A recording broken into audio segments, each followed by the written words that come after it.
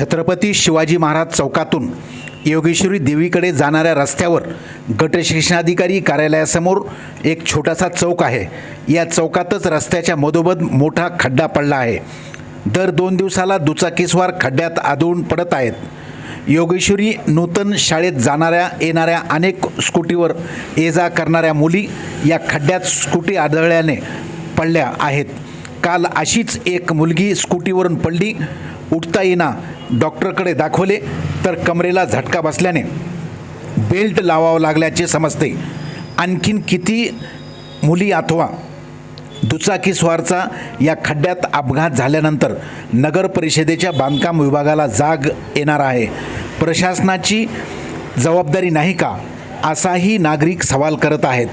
बघूया नगर परिषदेचे बांधकाम विभागाचे डोळे उघडतात की नाही, हा येणारा काळच ठरवेल।